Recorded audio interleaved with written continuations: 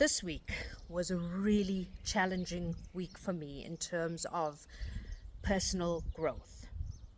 You see, we all fall into these patterns, which later become habits, that unless they are serving us in a positive and expansive way, cause more harm than anything else. Now, don't get me wrong, habits can be good. Brushing your teeth, waking up in the morning and exercising, or having some kind of practice that decompresses the mind, those are good habits.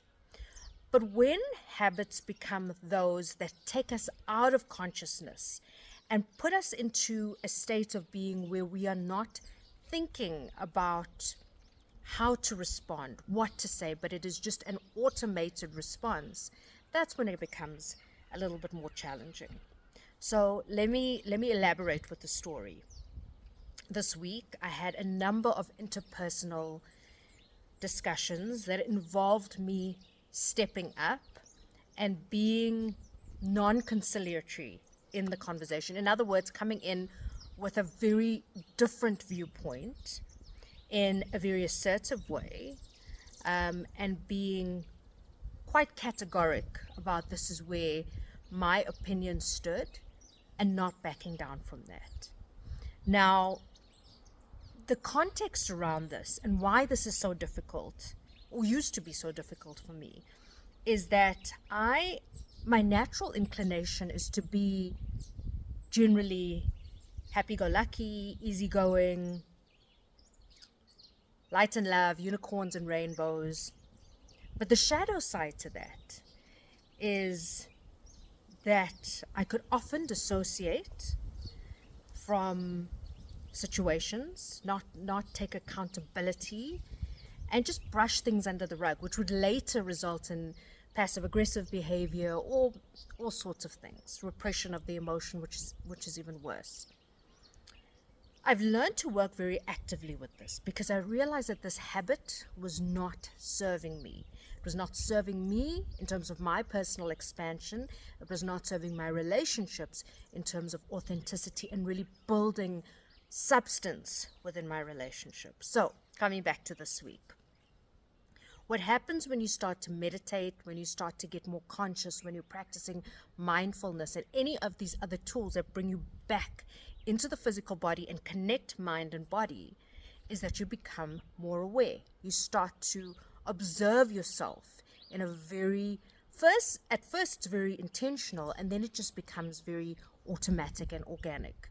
So in these situations, I noticed that I wanted to just jump in with a joke or be like very lighthearted and funny about it, and that would just take me off the hook.